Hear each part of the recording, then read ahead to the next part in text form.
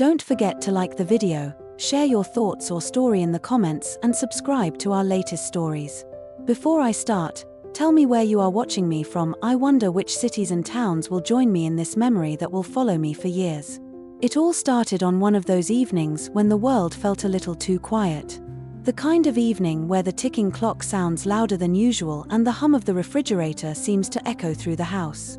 I had just finished washing the dishes, my hands still warm from the water, when I heard a knock at the door.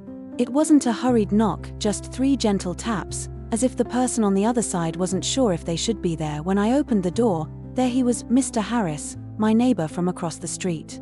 He was holding a casserole dish, the kind that looked like it had been passed down through generations. His grey hair was slightly disheveled, and his shirt sleeves were rolled up.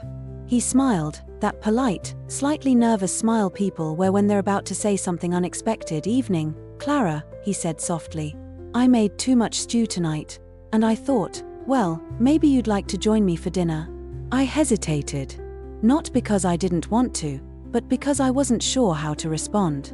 We'd only exchanged small talk before, the usual neighborly greetings, weather comments, and the occasional wave across the street. But there was something in his voice that night, something quiet and sincere, as if he wasn't just offering food, but companied us. So I said yes. His house was warm, filled with the smell of slow-cooked vegetables, thyme, and something faintly smoky. He'd set the table for 2, candles flickering in mismatched holders.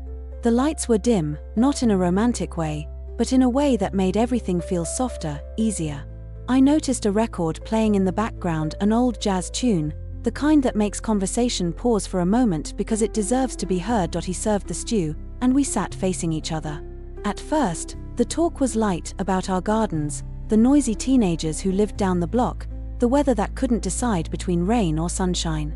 But somewhere between the second spoonful and the first glass of wine, the conversation shifted. He told me about his late wife, not in a heavy, sorrowful way, but with the gentleness of someone who had learned to live with both love and loss. I listened, watching his hands as he spoke. They were steady, yet there was something in the way his fingers brushed the rim of his glass that spoke of a quiet ache. When it was my turn to share, I surprised myself. I told him things I hadn't said out loud in years, about the loneliness that crept in after my divorce, the way evenings sometimes felt like long tunnels of silence. I told him how I'd stopped inviting people over because I didn't know how to fill the quiet anymore. He didn't interrupt. He didn't try to fix it. He just listened. That, I think, was the moment I realized how rare it is to be truly heard.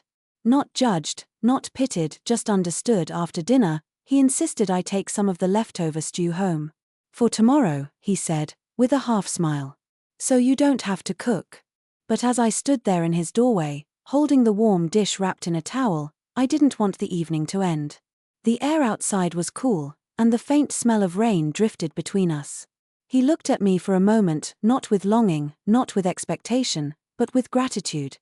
"You know," he said quietly, "I almost didn't come over tonight. I thought it might be strange, inviting a neighbor like that. But I'm glad I did." I smiled. "I'm glad you did too." Walking back across the street, I felt lighter than I had in months. Not because of the food or the wine, but because, for the first time in a long while, I'd shared a piece of my life with someone, and it didn't feel awkward or forced. It felt real. That night, I sat on my porch with a cup of tea, watching the soft glow from his kitchen window. I could see his silhouette moving around, probably washing dishes, maybe humming along with the jazz still playing. There was something comforting about it, 2 quiet lives, separated by a street but connected by a simple dinner. I realized then that sometimes, the most unexpected invitations bring the most needed company.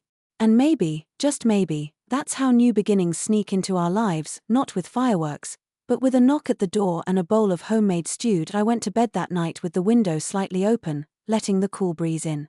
The house didn't feel as silent anymore. And as I drifted off to sleep, I thought about how life has a way of reminding us that connection can come from the simplest gestures, and how sometimes, the heart finds warmth in the places we least expect it. The next morning, when I looked out my window, I saw him walking to his mailbox. He caught my eye and waved, that same gentle smile on his face. I waved back, and for the first time in a very long while, I looked forward to the evening that was yet to come.